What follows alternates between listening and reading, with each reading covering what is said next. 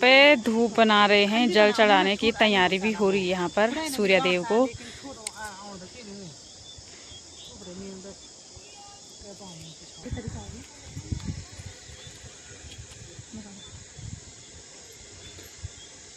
सूर्य देव को यहाँ पर पिठाई चढ़ रही है।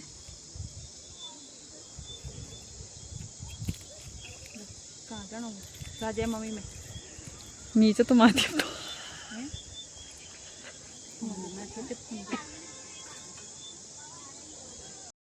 जय माँ बदावनी की। सबसे पहले आप सभी को मेरा प्यार भरा नमस्ते। मैं लक्ष्मी बिष्ट आपका स्वागत करती हूँ देवभूमि उत्तराखंड के इन खूबसूरत पहाड़ों के बीच छोले गाँव से। तो आज की वीडियो की स्टार्टिंग हो रही मेरे करीबन 8:30 बजे से। तो आज है करवा चौथ और सभी सुहागन बहनों को मेरी तरफ से करवा चौथ की हार्दिक शुभकामनाएँ। माता रानी से प्रार्थना करती हूँ कि आपका सुहाग हमेशा सदा बना रहे। और आज की मौसम दिखाती हूँ फिर मौसम तो आज काफ़ी अच्छी धूप लगी हुई है। तो यहाँ पूरा इंटर कॉलेज के बच्चे जा रहे हैं और बच्चों के चल रहे हैं आजकल पेपर। तो बच्चे यहाँ से जा रहे हैं ऊपर। तो आज का मौसम कुछ इस तरह का हो रखा है, काफ़ी अच्छा धूप लग रही है और पहाड़ियाँ भी बहुत सुंदर दिख रही हैं।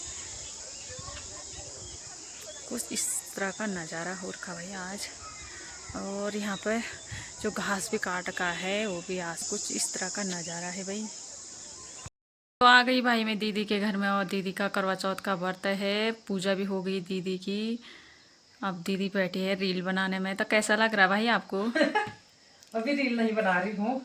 अभी मैंने सूट पहनी है, साड़ी नहीं पहनी है, बाद में पहनी है। कैसा लग रहा है भाई? भूख भी लग रही है? भूख अभी नहीं लगी है, देखते हैं शाम तक क्या होता है। अभी तो पता एहसास नहीं हो रहा कि मैंने व्रत भी रखा है।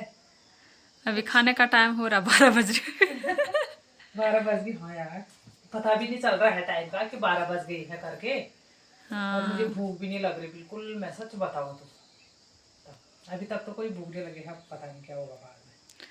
और दीदी जी ने यहाँ पे मंदिर भी बना रखी है, पूरा श्रृंगार का सामान भी रख दिया मेरे है। मंदिर के पीछे सारे कपड़े निकल गई हैं।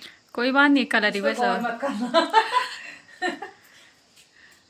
बाकी ये मेरा सामान है। हम तो इतना ही ऐसे ही करते हैं, सिंपल सा व्रत रखते हैं, ज्यादा क्या करना नहीं। हाँ मन में भावनाएं होनी चाहिए। वही तो। ये मैंने रिपेयर करी, बहुत सुंदर लग रहा है भाई। ठीक लग रही छोटी वाली माला भी आ गई ना? छोटी वाली माला नहीं आई। छोटी वाली नहीं आई, वो अभी नहीं बनी हुई। गिफ्ट हो गया करवा चौथ का।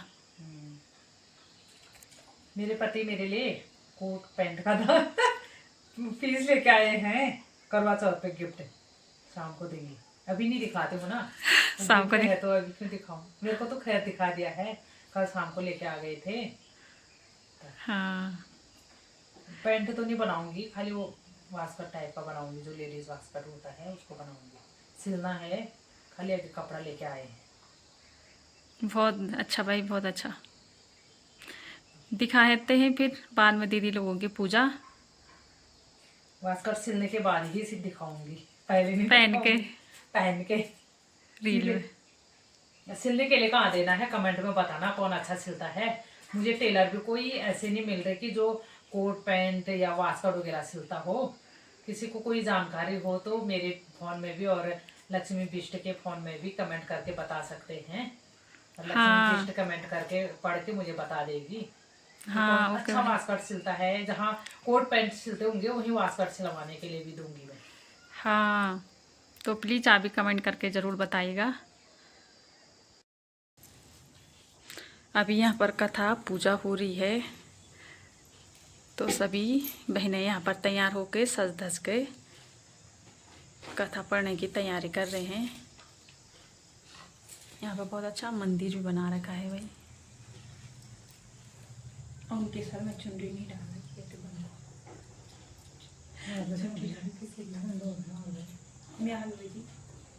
नाम की स्त्री महान पतिव्रता थी, जो अपने पति के साथ नदी के किनारे एक गांव में रहती थी। एक दिन उसका पति नदी में स्नान करने को गया। देवयोग से स्नान करते समय वहां एक मगर ने उसका पैर पकड़ लिया। तब वह मनुष्य करवा करवा करके अपनी पत्नी को चिल्ला चिल्ला कर पुकारने लगा। अपने पति की आवाज को सुनकर उसकी पतिव्रता स्त्री करवा भागी हुई चली आई और उस पतिव्रता ने आते ही मगर को कच्चे सूत के धागे से बांध लिया। मगर को बांधकर वह अपने पतिव्रत धर्म के बल से यमलोक में पहुंचकर यमराज से बोली, हे भगवान, मेरे पति को मगर ने पकड़ लिया है। इस अपराध में आप अपने बल से मगर को नरक में डाल दो।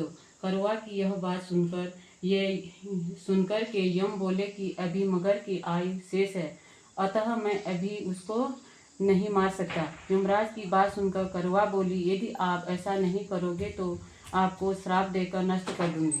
करवा की बात सुनकर यमराज भयभीत हो गया। अंततः वह पतिव्रता के साथ जाकर उस मगर को यमलोक को पठा दिया और उसके पति को दीर्घायु दिन होने का आशीर्वाद दिया। उसी दिन से यह करवा चौथ मनाई जाती है। मांगेगी तो सो ही पाएगी। गणेश जी के वचन सुनकर बुढ़िया बोली, हे गणराज, यदि आप मुझ पर प्रसन्न हैं तो मुझे 9 करोड़ की माया दें, निरोगी काया दें, अमर सुहाग दें, आंखों में प्रकाश दें, नाती पोता दें और समस्त परिवार को सुख दें और अंत में मोक्ष दें। बुढ़िया की बात सुनकर गणेश जी बोले, बुढ़िया माँ, तुम तो मुझे ठग लिया। खैर, जो कुछ तूने मांग लिया वह सभी तुझे मिलेगा। आया है, अर्घ दे ले। बहन अपनी भाभियों से कहने लगी कि चलो अर्घ दे तो उसकी भाभियां बोली, तुम्हारा चांद उगा होगा, हमारा चांद तो रात को उगेगा। बहन ने तब अकेले ही अर्घ दे दिया और खाने लगी तो पहले ग्रास में बाल आ गया, दूसरे ग्रास में कंकड़ आया और तीसरा ग्रास मुंह की ओर किया तो उसकी ससुराल से संदेशा आया कि उसका पति बहुत बीमार है, जल्दी भेजो।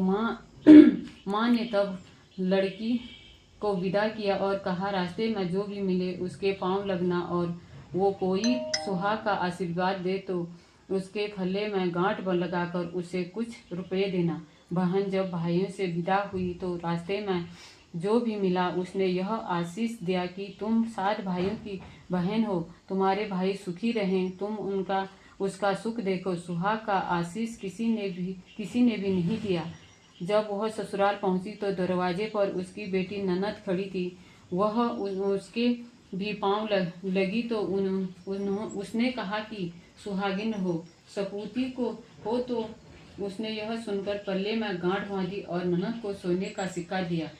जब भीतर गई तो सास ने कहा कि पति धरती पर पड़ा है, तो वह उसके पास जाकर उसकी सेवा करने के लिए बैठ गई। बाद में सास ने दासी के हाथ बची खुची रोटियां भेज दी। इस प्रकार से समय बीते मंगल तुम पाताल निवासनी, तुम ही शुभदाता, मैया तुम ही शुभदाता, कर्म प्रभाव प्रकाशिनी, कर्म प्रभाव प्रकाशिनी, भवनिधि की दाता, ओम जय लक्ष्मी माता। जिस घर में कथा समाप्त हो गई और आरती भी यहाँ पर समाप्त हो गई। अब जल चढ़ाने की तैयारी हो रही है। यहाँ पर फूल काटे जा रहे हैं। अभी जल चढ़ाएंगे। इसके बाद पे धूप बना रहे हैं। जल चढ़ाने की तैयारी भी हो रही है यहाँ पर सूर्य देव को।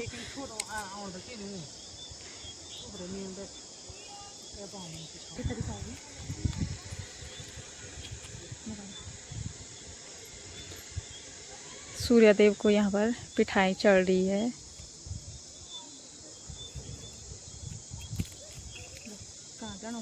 राजा मम्मी में नीचे तो माती तो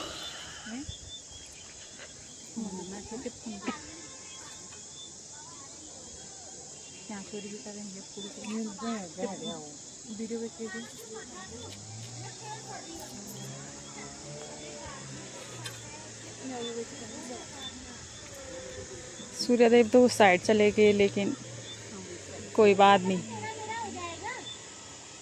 यहाँ ऊपर लोग घास भी बांध रहे हैं।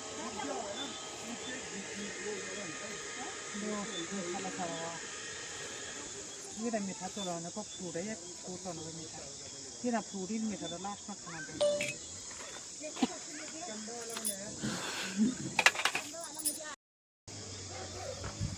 सूर्यदेव को जल भी चढ़ गया है।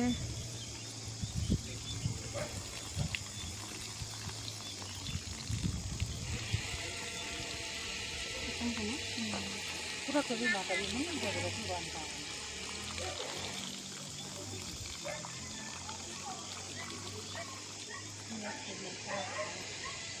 ये तो मैं दूँ मैं